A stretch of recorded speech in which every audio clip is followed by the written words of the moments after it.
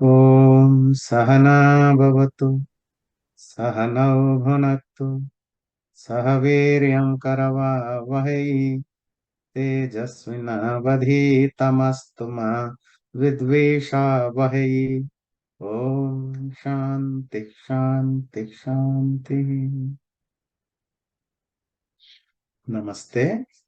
Okay, तो सत्यार्थ प्रकाश के प्रथम उल्लास में पिछली बार हमने जल जल तक किया था। आज आकाश का करेंगे। आकाश में दो शब्द है। एक तो काश्रुदीप्त, काश्रु धातु, काश धातु जिसका अर्थ होता है शाइनिंग, चमकना, और आ उपसर्ग है चारों तरफ से। तो यह सर्वतः सर्वम जगत प्रकाशयति सह आकाशः। तो जो सब तरफ से सारे संसार का प्रकाशक है, इल्यूमिनेटर है, उसको आकाश कहते हैं। ये बड़ी इंटरेस्टिंग चीज है। आकाश में जो धातु है वो काश धातु है, काशरी धातु वैसे, जिसका मतलब होता है इल्यूमिनेट करना। वही काश जो प्रकाश में है, आकाश में भी वही धातु है। तो प्रकाश तो हम समझ जाते हैं, इल्यूमिनेशन, लाइट, ब्राइटनिंग।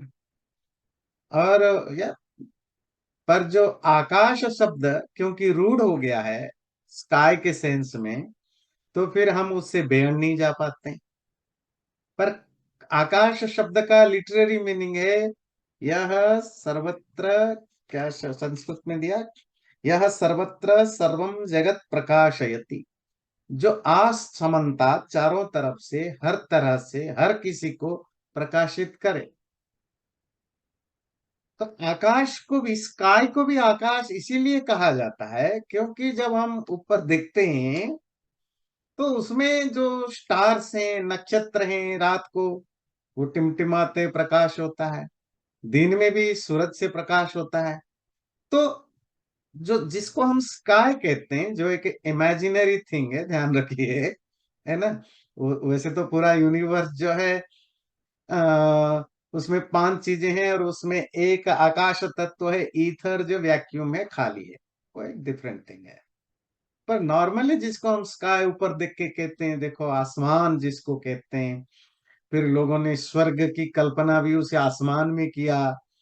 तो वो काश धातु से बना, चमक का आना, प्रकाशित होना, तारे, सूरज वगैरह, क्योंकि वो वहां चमकते हैं इसीलिए हमने उसको आकाश कहा। पर आकाश का लिटरेरी मीनिंग है इल्यूमिनेटर, प्रकाशक या प्रकाश। तो अगर कहीं वैदिक साहित्य में आकाश शब्द आता है तो हमेशा उसका वो रूढ़ शब्द जो जो स्काई या ईथर के सेंस में नहीं लेंगे। वो देखना पड़ेगा कि कॉन्टेक्स्ट में ये कौन से शब्द अर्थ में है।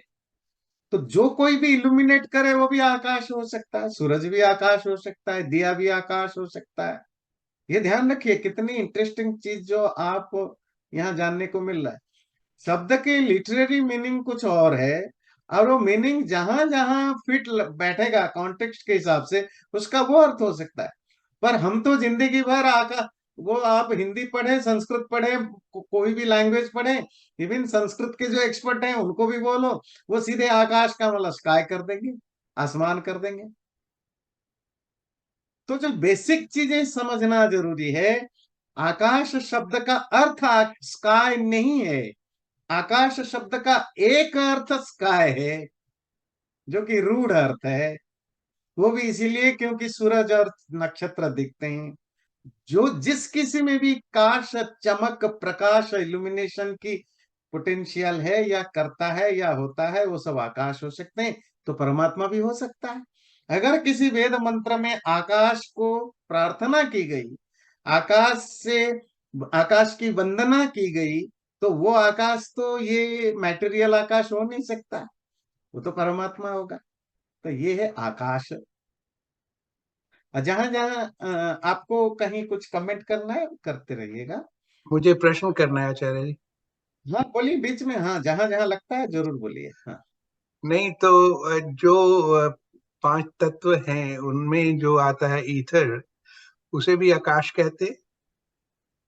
हाँ, कि वो जैसे हम पिछले बार डिस्कशन में यही कर रहे थे, एक तो शब्द की लिटरेरी मीनिंग होती है, और वो मीनिंग जिन जिन चीजों में फिट बैठता है वो मीनिंग भी हो सकता है।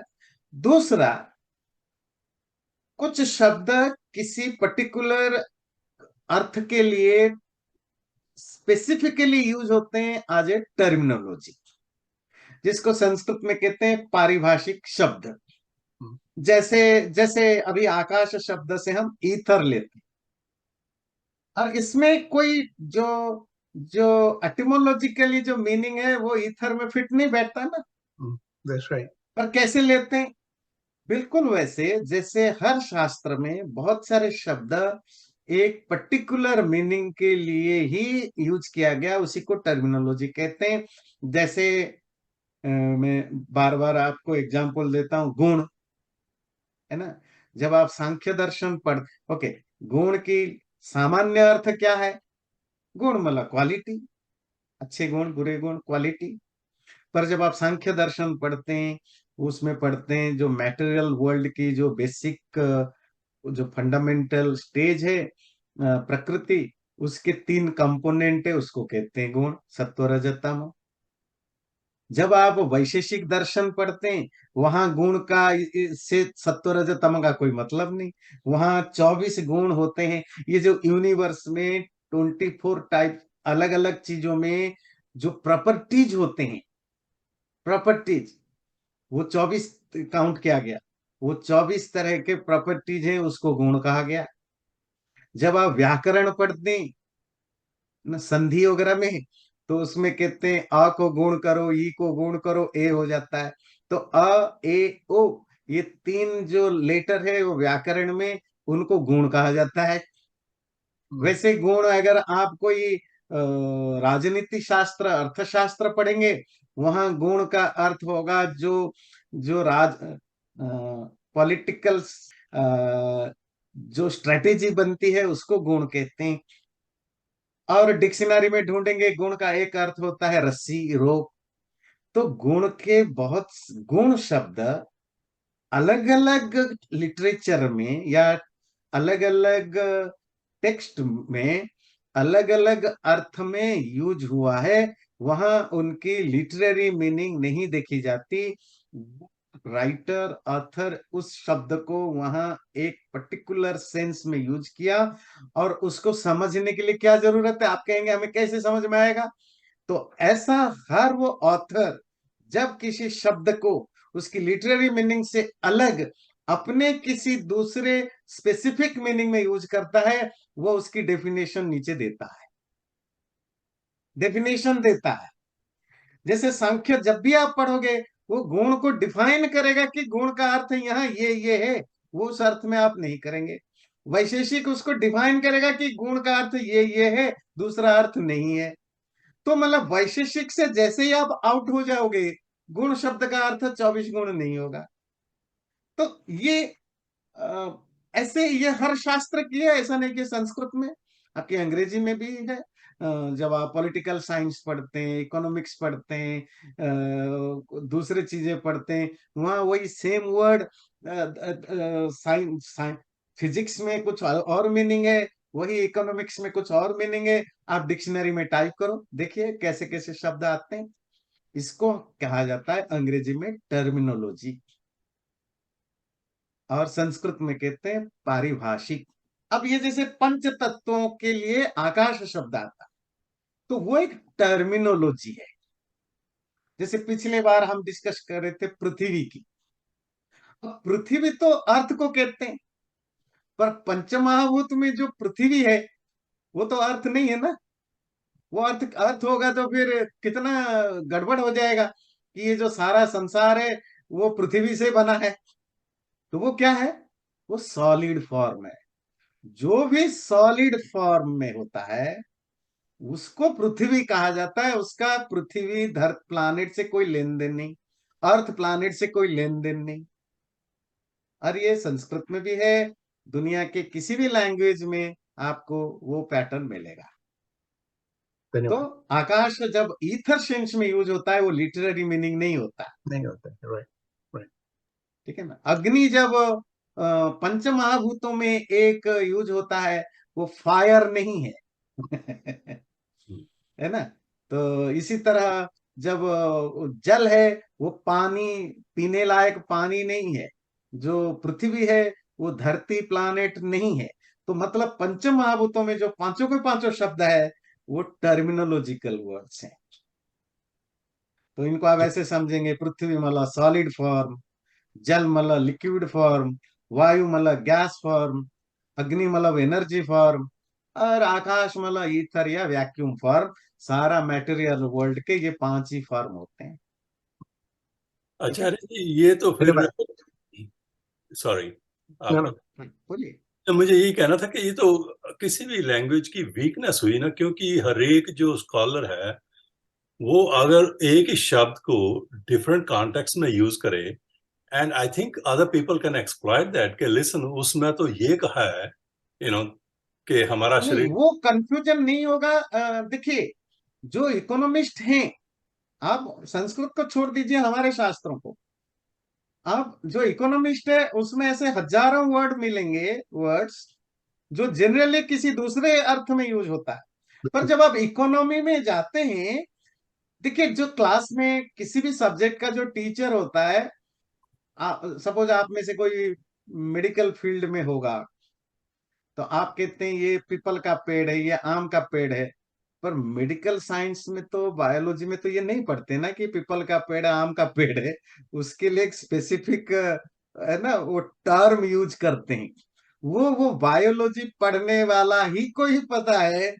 आम भाषा में जिसको आप आम कहते हो, वो उसके लिए एक टर्म यूज करते हैं, क्योंकि वो टर्म उनके लिए उस बायोलॉजी के साइंस को समझने के लिए वो कोडिफिकेशन करना जरूरी है। तो हर हर लिटरेचर में, हर टेक्स्ट में कुछ कोडिफिकेशन किया जाता है, एक एक चीज को प्रॉपरली कन्वे करने के लिए। तो वो क्या करते हैं, उस वर्ड को डिफाइन करते हैं। तो जो वर्ड डेफिनेशन, मतलब डेफिनेशन का मतलब होता है उसकी मैनुअल साथ में दिया जाता है, ये वर्ड हमारे शास्त्र में इस अर्थ में आप यूज करेंगे। ये हमारे यहाँ भी है और सब जगह है। तो वो नेचुरल है।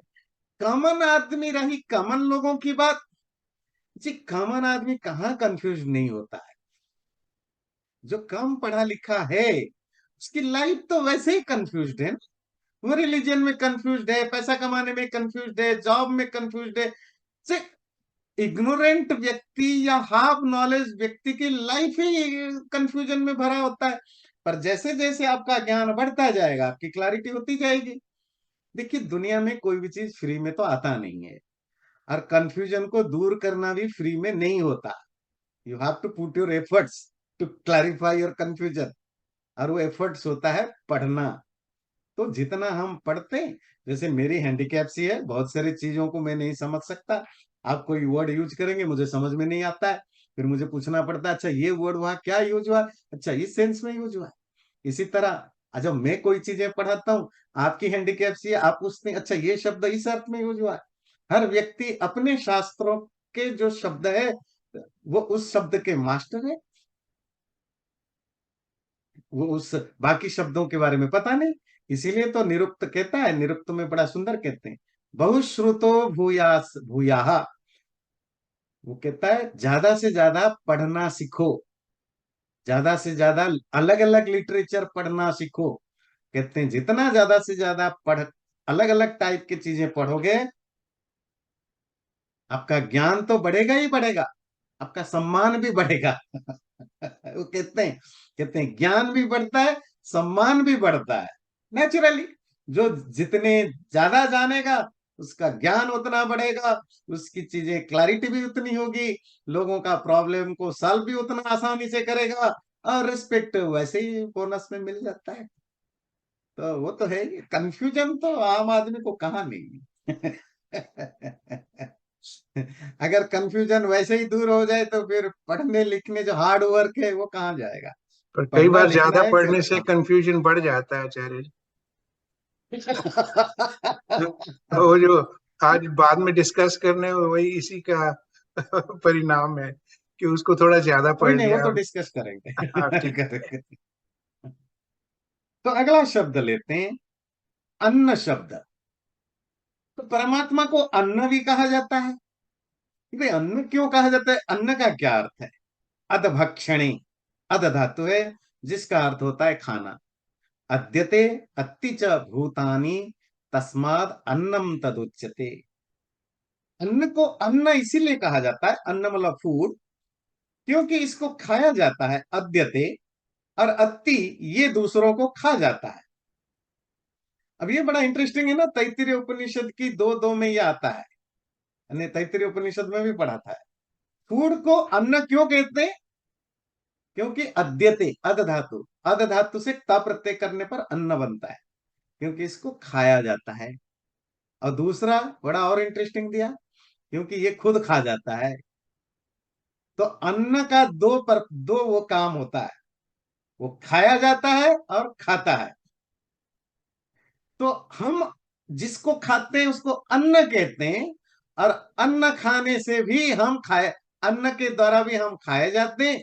अगर आप अन्न कम खाया तो भी आप बीमार पड़ोगे, आप ज्यादा खाते हो तो भी आप बीमार पड़ोगे। बैलेंस्ड में अगर जितना है उतना खाते हो, पर जो बैलेंस डाइट है वो नहीं करते हो तो भी बीमार पड़ोगे। तो बीमार पड़ने मतलब मरने की ओर जाना, उसी को खाना कहते हैं। तो दुनिया में दो तरह के लोग होते हैं खाने की दृष्टि से। कोई खाने के कारण बीमार है, जिसको भाषा में कहते हैं खा खा कर बीमार है। कोई बिना खाए बीमार है।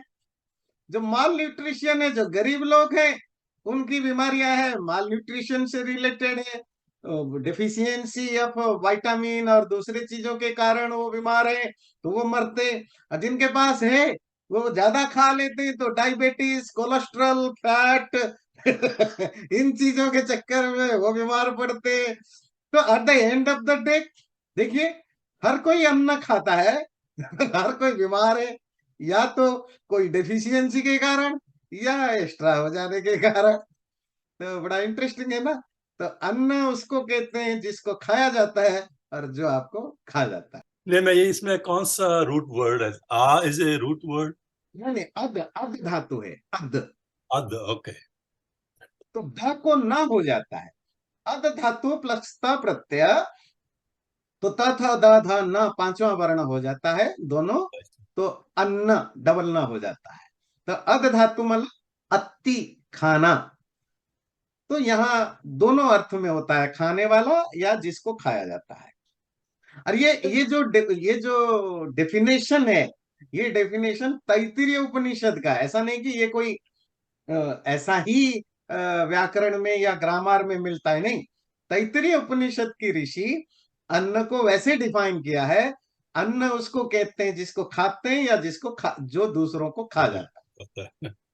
तो फिर आचार्य जी ये परमात्मा के लिए कैसे हाँ, अभी उसमें आ रहे, उसमें आ रहे। तो तैत्तिरीय उपनिषद की दूसरी एक उसी से नीचे दिया, अहम अन्नम अहम अन्नम अहम अन्नम अहम अन्नादो अहम अन्नादो अहम अन्नादः। तो उसी के नीचे आता है कि मैं अन्न हूं, मैं अन्न हूं, मैं अन्न हूं, मैं अन्न खाने वाला हूं, मैं अन्न खाने वाला हूं, मैं अन्न खाने वाला हूं। ये 3 बार रिपीटेशन का अर्थ होता है कि किसी चीज को बहुत ज्यादा फोर्सफुली बोलने के लिए बोला जाता है। तो मैं ही अन्न हूं, ध्यान रखिए। जब मैं दूसरों के द्वारा खाया जाता हूं मतलब जो दूसरों के द्वारा ऑब्जर्व कर दिया जाता हूं, तो मैं अन्न बन जाता हूं। और अन्नाद मतलब ईटर ऑफ फूड, अन्न को खाने वाला, मैं अन्नाद बनता हूं जब मैं दूसरों को खाता हूं। आपके घर में बोलते हैं ना, मेरा सर मत खाओ। कोई किसी किसी का हम खाते हैं, कोई हमें खाता है। पर बात तो यहाँ फूड के ऊपर है। तो जब हम किसी के फूड बन जाते हैं, अपने फूड के भी फूड बन जाते हैं, तो फिर हम अन्न बन जाते हैं। और जब हम फूड को खा रहे होते हैं तो हम अन्नाद बनते हैं। खैर ये तो हो गया अन्न की डेफिनेशन, वो भी पर्टिकुलर, जरूरी नहीं कि यही उसकी डेफिनेशन है। तैत्तिरीय ऋषि ने तैत्तिरीय उपनिषद में अपने स्टाइल में इसको डिफाइन किया है। अब परमात्मा के अर्थ में कैसे आता देखते हैं। सत्ता चराचर ग्रहणात्, वेदांत सूत्र में, वैसे यह हमने पढ़ा है वेदांत सूत्र में, स्वामी जी ने भी वेदांत सूत्र को ही कोट किया, एक दो न। परमात्मा को अन्न कहते हैं या कहते हैं अत्ता चराचर ग्रहणात्। चर कहते हैं मूवेबल, अचर कहते हैं इमूवेबल, जड़ चेतन। ये जड़ और चेतन संसार को जो खा जाता है, ऑब्जर्व कर देता है, नष्ट करता है, या इसको इनहेल कर, क्या कहते हैं उसको, जो वो समा जाता है जिसके अंदर, इसीलिए उसको अन्न कहते हैं। परमात्मा ही तो डिस्ट्रॉयर है, सबका विनाशक है, वही नष्ट करता है, और जो नष्ट करते हैं तो उसी में ही समा जाते हैं, इसीलिए परमात्मा को भी अन्न कह सकते हैं। पर जरूरी नहीं कि जहां जहां अन्न शब्द आया परमात्मा अर्थ ले, भोजन ही अर्थ लीजिए, खाने वाला या भोज्य।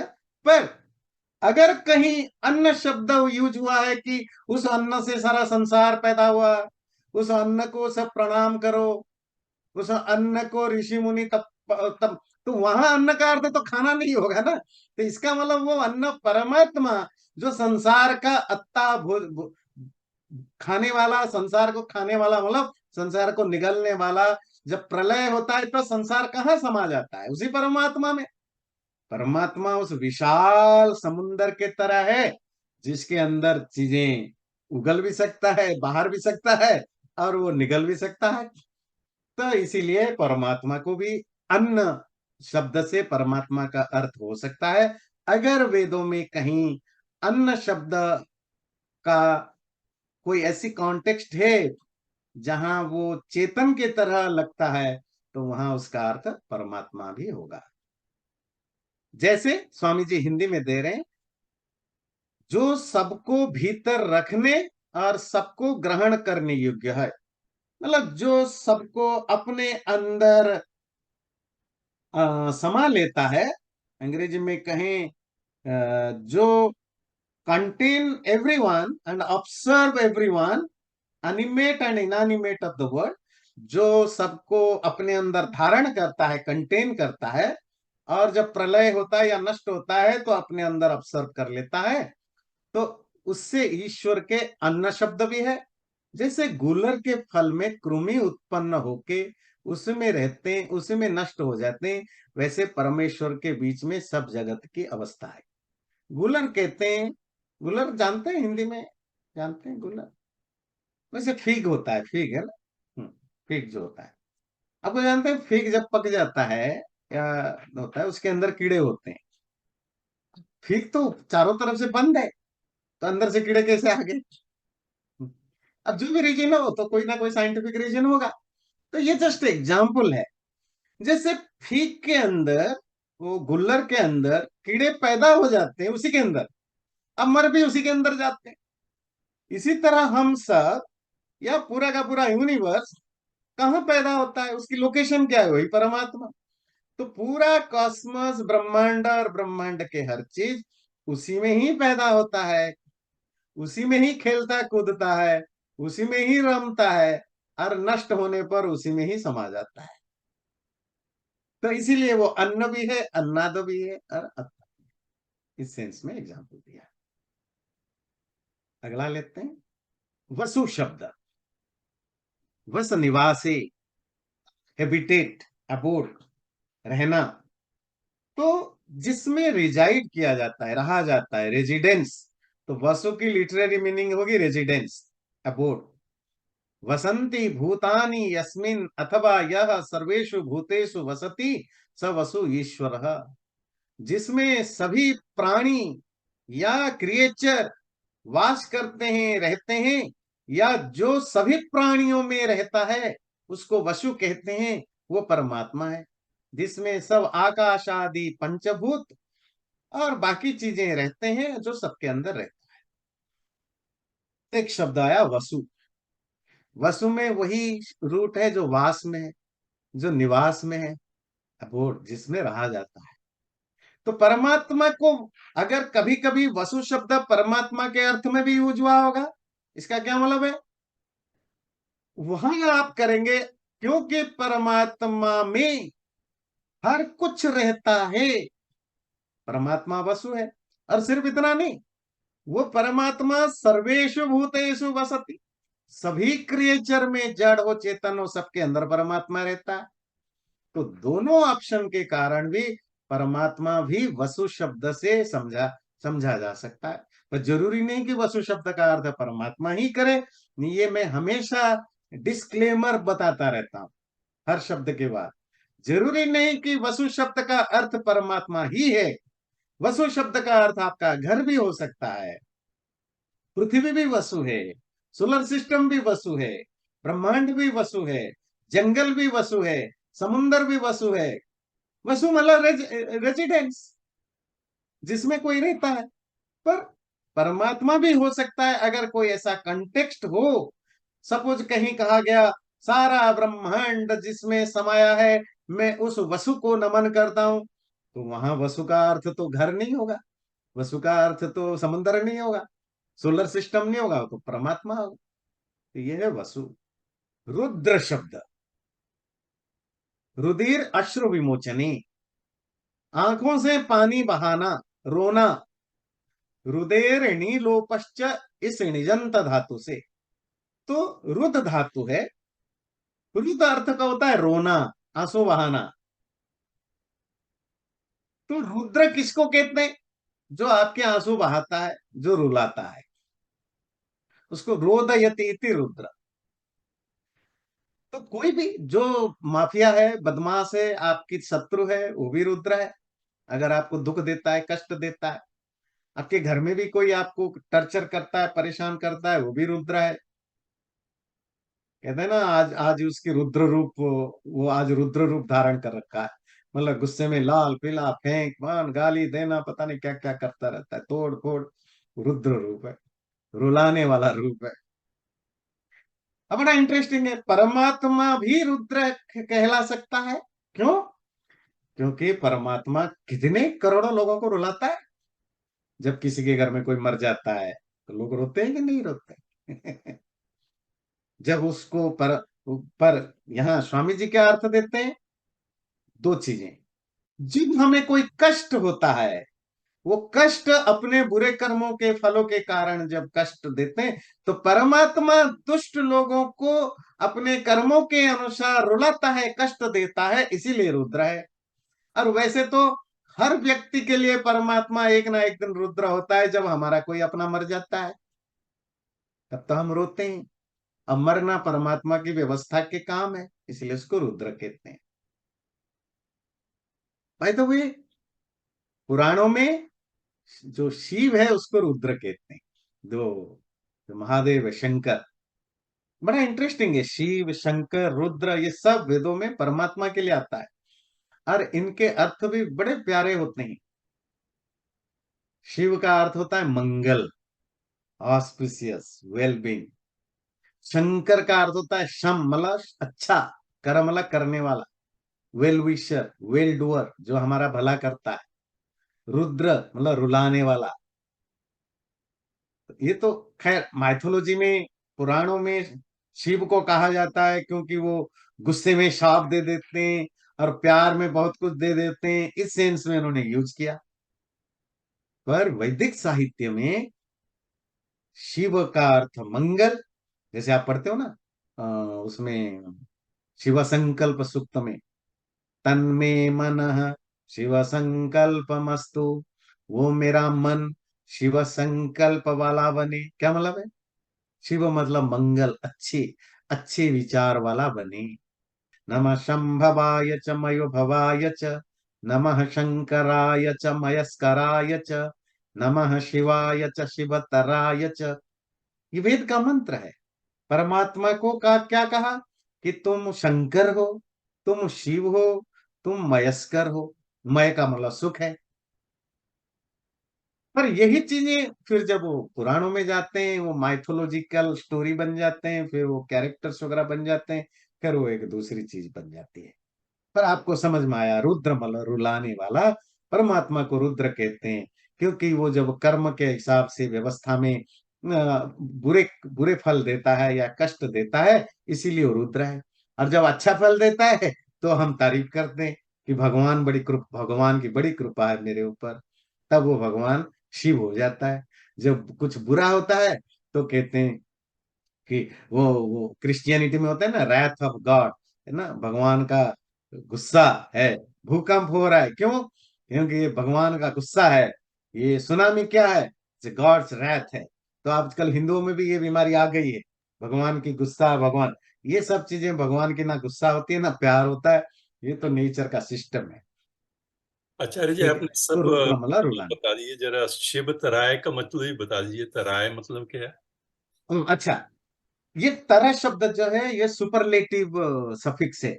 जैसे आप कहते हैं ना, गुड, बेटर, बेस्ट, है ना, तो इसी तरह नमः शंभवाय च, मयोभवाय च, वो संभव है।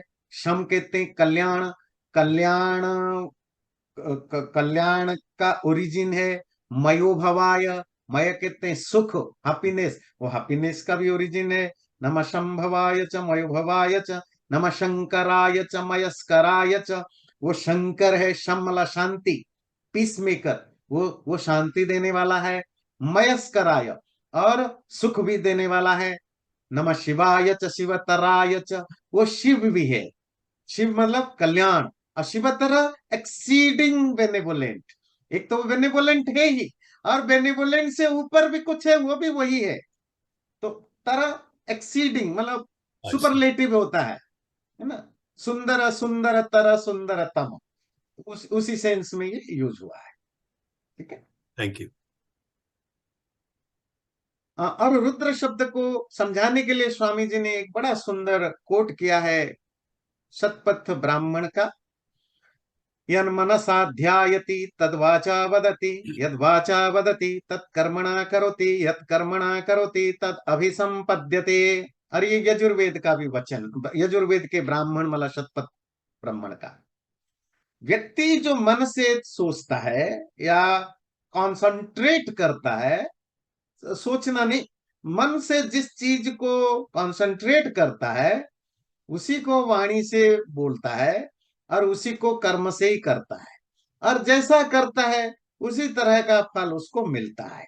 तो दुष्ट कर्म करेगा तो दुष्ट फल मिलेगा, यही दुख रुख फल है। इसी प्रकार ईश्वर दूसरों को रुलाने वाला होता है, इसलिए परमेश्वर को रुद्र कहते हैं।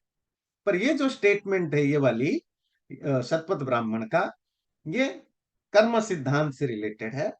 क्या है कि, और ये बड़ा इंटरेस्टिंग कनेक्शन देखिए, हमारे मन में हजारों थॉट्स आते हैं, हर थॉट्स, हर विचार कर्म के रूप में कन्वर्ट नहीं होता।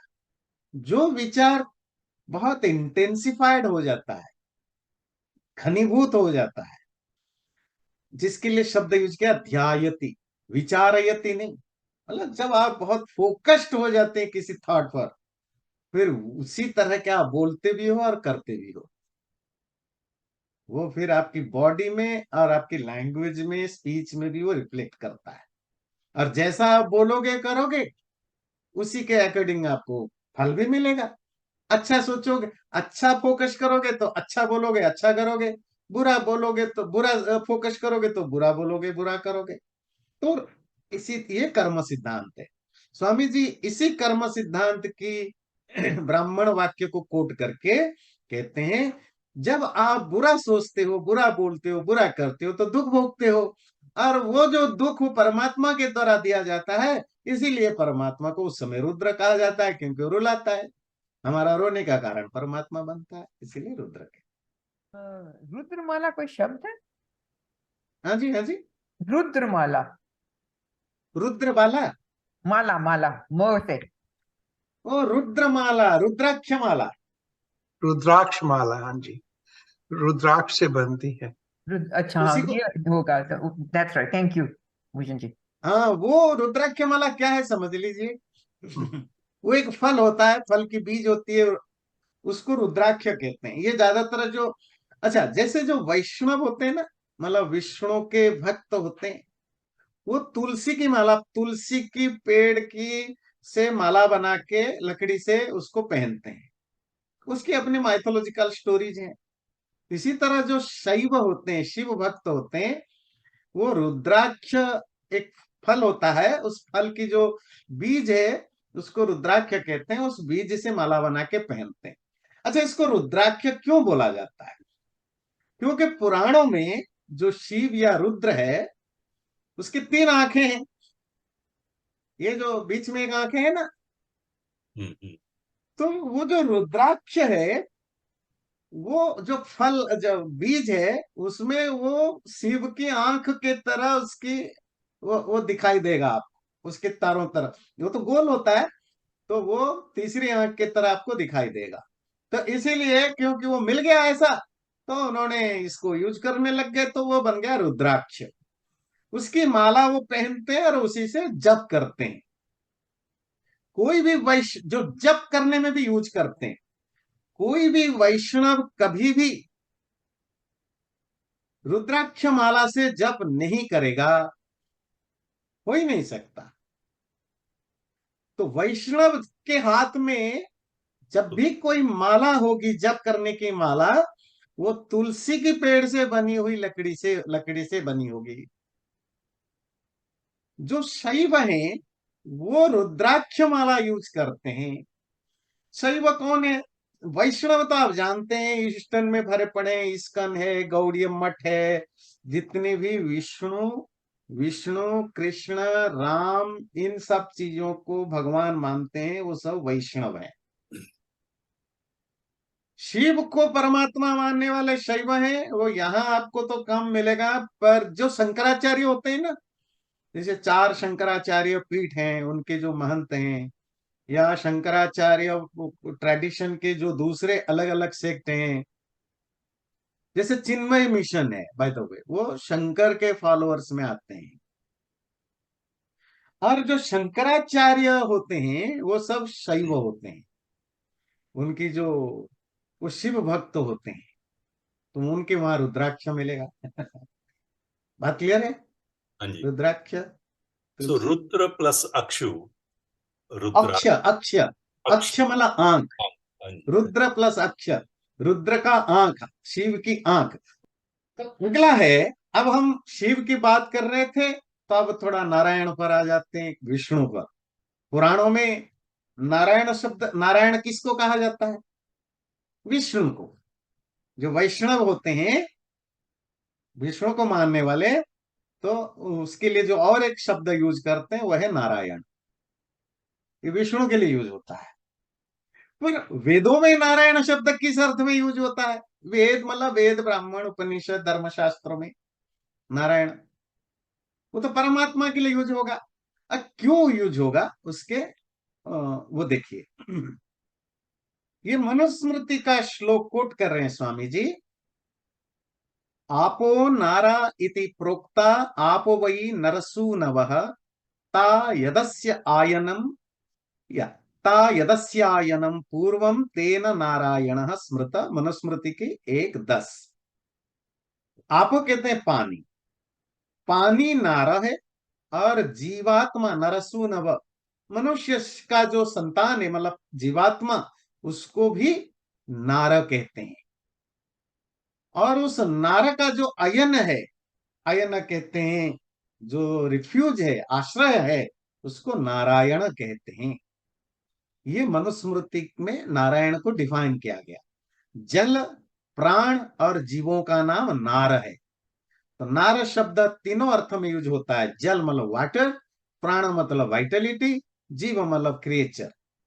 और उनका जो अयन या निवास स्थान या रेजिडेंस या अबोर्ड है, इसीलिए सब जीवों में व्यापक परमात्मा को नारायण कहा जाता है। तो नारों का अयन, जैसे रामायण, राम का अयन का मतलब होता है जर्नी, राइट। है ना? जर्नी, मार्ग, पाथ, यात्रा। अय धातु से, अय मतलब जाना। या गोल, एंड, ये सब चीजें उसमें आ जाती हैं। नारों का अयन नारायण, नारों की जो जर्निंग है, गोल है, अबोड है, निवास है, वो सब अर्थ आ जाता है। नारा कौन है? तो उन्होंने मनुस्मृति में दिया, पानी को भी नारा कहा जाता है, जीवात्मा को भी आमनार कहा जाता है, और एक शब्द क्या कहा, प्राण, जो प्राणों को भी नार कहा जाता है। नार क्यों कहा जाता है? ये देखिए, शब्द के दो तरह के अर्थ होते हैं, मैंने आपको अभी बताया। एक तो एटिमोलॉजिकल, अर्थात उसकी जो रूट वर्ड की जो मीनिंग है उसके बेस पर एक अर्थ निकलता है। दूसरा टर्मिनोलॉजिकल, जो अभी आकाश शब्द से हम ईथर समझ रहे थे, वो टर्मिनोलॉजिकल, अर्थात उसका meaning, literary meaning, root word कुछ भी हो, हमने उस शब्द को एक पर्टिकुलर सेंस में यूज किया है इस लिटरेचर में, इसके बियॉन्ड जाएंगे इसका अर्थ ये नहीं होगा। तो नारा शब्द टर्मिनोलॉजिकली, नट रूट मीनिंग से, नारा शब्द इसी अर्थ में यूज हुआ है, जल, जीव या प्राण के अर्थ में यूज होता है। तो जीवों का जो अयन है, जो जो गोल है, जो एंड है, वो नारायण। तो जीवात्माओं का लक्ष्य कौन है, गोल कौन है, एंड कौन है? परमात्मा। और दूसरा अयन मतलब स्थान भी हो सकता है जहां आप रिफ्यूज लेते हैं, आश्रय लेते हैं। तो जीवात्माओं का या किसी भी चीज का आश्रय कौन है? परमात्मा।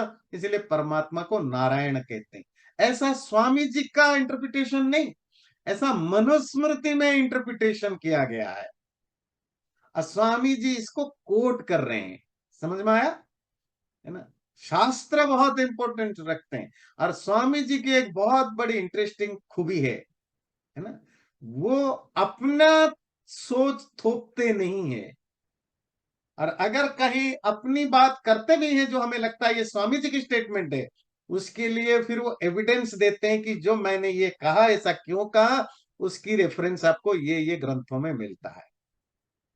जो मैं आपको बार बार बोलता हूं, एक एक ऑनेस्ट व्यक्ति, विद्वान, वो होता है जो जो जिस ट्रेडिशन को बिलोंग करता है, या जिस स्कूल ऑफ थॉट को बिलोंग करता है, वो उसको रेफर करे, न कि अपनी बात को कवर चढ़ा के, अपने लिटरेचर का कवर चढ़ा के बोले। हमारे हिंदुओं में एक बहुत बड़ी जो बीमारी है, हम हर कोई, हम, हमारे गुरु, हमारे आचार्य, हमारे बाबा, हम हिंदू धर्म के नाम पर वो सब कुछ बोलते हैं जो शास्त्र में कहीं नहीं लिखा है। ये हमारे खुद के इंटरप्रिटेशन होते हैं, खुद के सोच होते हैं, खुद के विचार होते हैं, और हम हिंदू धर्म के नाम पर डाल देते हैं। भाई अगर ये हिंदू धर्म का ये सोच है तो कुछ प्रूफ दो, कुछ बताओ कौन से शास्त्र में लिखा है, कौन से बुक में लिखा है, उसका चैप्टर नंबर क्या है, श्लोक नंबर क्या है, कुछ रेफरेंस दो। नहीं, मेरी मर्जी, वो गाना है ना, मैं चाट खाऊं, मैं मिर्च खाऊं, मेरी मर्जी, मैं यहां जाऊं वहां जाऊं, मेरी मर्जी, मैं वो बोलूं वो बोल। सारे हिंदुओं को रिलीजन के मामले में यही बीमारी है, मेरी मर्जी। और ये जो बड़े बड़े, जो बहुत पॉपुलर जो गुरु बने फिरते हैं, उनके भी यही प्रॉब्लम है। उनको पूछते हैं ये जो आप बोल रहे हो, ये तो इवन वो, कभी कभी तो इसका एक दूसरा साइड भी है। एक तो होता है अनाप शनाप कोई कुछ भी बोलता है बिना शास्त्रों का रेफरेंस दिए, सब धर्म के नाम पर बोल जाते हैं, फिर लोग कंफ्यूज होते हैं। दूसरे कुछ होते हैं वो शास्त्रों को ठीक ठाक पढ़ पढ़ करके बिल्कुल घोट के पी जाते हैं, और बात करते हैं, बात करते हुए बोलते हैं, उनको जो पूछते हैं ये आपने कहाँ से जाना? जी ये मैंने आत्मज्ञान मेडिटेशन के थ्रू जाना, हमने जीवन में कोई भी बुक नहीं पढ़ा है। ठीक है, हमने कोई बुक नहीं पढ़ा है। वो क्यों? क्योंकि भाई हम ही अगर ये इस कली युग में कोई सबसे बड़ा ऋषि है तो हम ही हैं, प्रोफेट हम हैं। अपने आप को प्रोफेट या ऋषि दिखाने के चक्कर में, ऋषि मतलब प्रोफेट दिखाने के चक्कर में कि हमें ज्ञान के लिए किसी चीज को पढ़ने सुनने की जरूरत नहीं, सीधा ईश्वर ने हमारे अंदर ज्ञान प्रकट करा दिया तो हम भगवान के बाद हमारा नंबर है, ये एस्टैब्लिश करने के लिए वो ये बोलना, ये एक्सेप्ट करना छोड़ देते हैं कि जो कुछ तुम बोल रहे हो वो हिंदू धर्म के या सनातन धर्म के शास्त्रों में है। तो ये जो दो तरह के लोग आज की डेट में हमारे धर्म पर डोमिनेट करते हैं, ये दोनों के दोनों खतरनाक होते हैं। रियलिटी क्या है? आप अगर किसी भी रिलीजियन से रिलेटेड बात करते हो, सपोज आप क्रिश्चियनिटी से बिलोंग करते हो, आप हमेशा बाइबल को कोट करोगे, और यही हुआ है।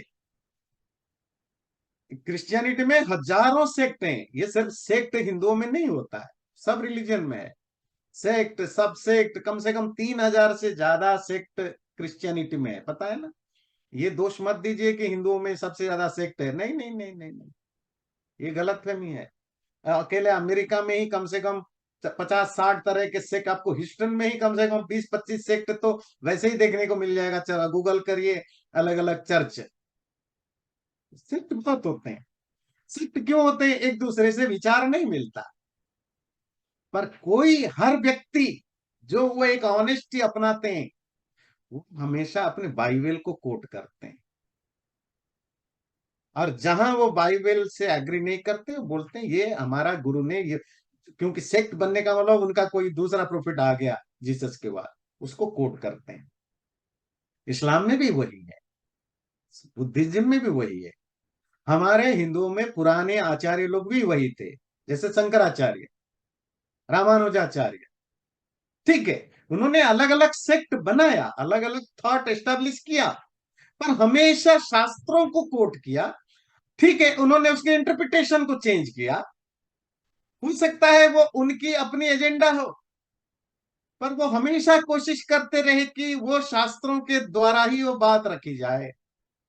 पर ये जो मॉडर्न डेज के जो गुरु घूमते फिरते हैं भगवान बन के, इनमें से कोई शास्त्रों को कोट करता नहीं है। पिछले 500-1000 साल से ये बीमारी बन गई है। फिर कहते हैं जी ये हिंदू धर्म ऐसा, किसी को भी पूछो, हर कोई हिंदू धर्म के बारे में बता देता है, भाई ये कहाँ लिखा है जी, हमारे यहाँ 84 लाख योनियों के द्वार पार करके फिर मनुष्य जन्म मिलता है, भाई कहाँ लिखा है? भाई किसी पास्टर को सुन लिया, किसी जैन साधु को सुन लिया, कहीं टीवी में कुछ सुन लिया, कहीं रेडियो में सुन लिया, और उसको अच्छा लगा, उसने दिमाग में बैठा दिया और हिंदुओं के साथ जोड़ के बोल दिया। कोई भी चीज कितनी भी अच्छी हो, हिंदू के नाम पर मत बोलो ना अगर वो हिंदू धर्म में नहीं है। कोई भी चीज कितनी भी खराब हो, बोलो, पर रेफरेंस दे के बोलो, ये बहुत इंपॉर्टेंट होता है। और स्वामी जी की जो जो यही जो स्टाइल है, और वो खुद बार बार बोलते हैं, मेरा अपना कोई विचार नहीं है, वेद से लेकर जैमिनी ऋषि तक जो उन्होंने कहा, मैं सिर्फ आज के डेट में लोगों को वही बात पहुंचा रहा हूं, मेरा अपना कोई विचार नहीं।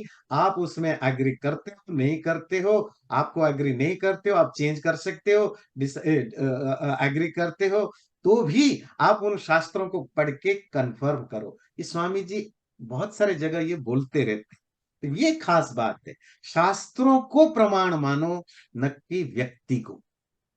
मेरे ख्याल से कपिल जी कुछ कमेंट करना मैं चाहते ये हैं। कहने वाला था कि मैं एक बार सुन रहा था तो एक बच्ची ने गुरुजी से प्रश्न पूछा था ऐसा, तो वो पुराण का रेफरेंस कोट कर रहे थे, जैसे गरुड़ पुराण में लिखा है ये।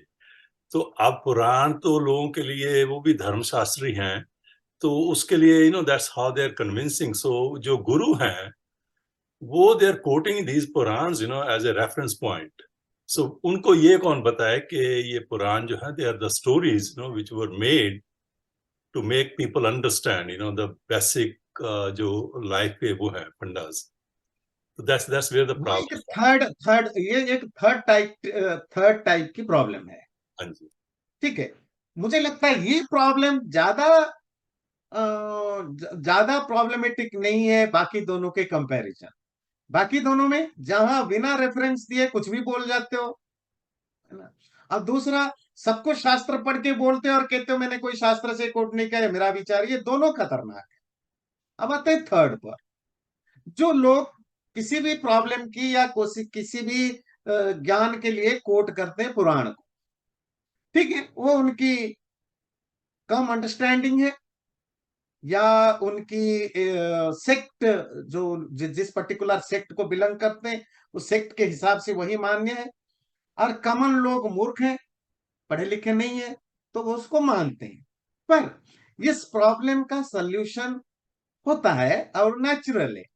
जैसे जैसे लोगों की एजुकेशन बढ़ेगा, मैं ये नहीं कह रहा हूं कि रिलीजियस एजुकेशन, वैसे जब उनकी कॉमन सेंस और अपनी नॉर्मल एजुकेटेड होते जाएंगे, वो अपने आप अपने शास्त्रों को खंगालेंगे। पर कम से कम वो जो पुराण को भी कोट करता है, कुछ तो कोट कर रहा है ना, आप उसे आर्ग्यू कर सकते हो। अगर कपिल जी कहें ये बात है और ये गरुड़ पुराण में लिखा है, मैं उनसे ये आर्ग्यू कर सकता हूं कि कपिल जी, गरुड़ पुराण तो अभी 600 साल पहले लिखा गया है, तो 600 साल पहले क्या हिंदू धर्म नहीं था? तो वो हमारा आर्गुमेंट, वो कहेगा नहीं मैं बाकियों को नहीं मानता हूं, गरुड़ पुराण को मानता हूं, that's okay, it's a very honest answer. ये रॉन्ग है, that's a different thing, but there is a honesty. पर बाकी दोनों में डिसऑनेस्टी है, वो ज्यादा खतरनाक है। आप शून्य में कहीं भी डंडा घुमाकर बोल देते हो ये हिंदू धर्म में लिखा है, पर अगर आप शास्त्रों को ही पूरी तरह इग्नोर कर देते हैं तो क्या होता है पता है? जनरेशन बाय जनरेशन शास्त्रों को लोग भूल ही जाते हैं कि कोई शास्त्र को रेफर। जो लोग बिना शास्त्र के बात करते हैं वो भी शास्त्रों को एक तरह के इनडायरेक्टली सप्रेस कर देते हैं, और जो शास्त्रों के नाम ना लेकर के अपने नाम पर बोल देते हैं वो भी शास्त्रों को सप्रेस करते हैं। शास्त्र यूज होना चाहिए। पुराण भी बोलो तो कम से कम आप शास्त्र तक तो आ गए ना। ठीक है, आप गलत शास्त्र कोट कर रहे हो, पर हम डिबेट कर सकते हैं। There is a scope to debate. बाकी दोनों के लिए डिबेट का स्कोप ही नहीं है। चैनल को सब्सक्राइब जरूर करें और वीडियो अच्छा लगे लाइक भी जरूर करें।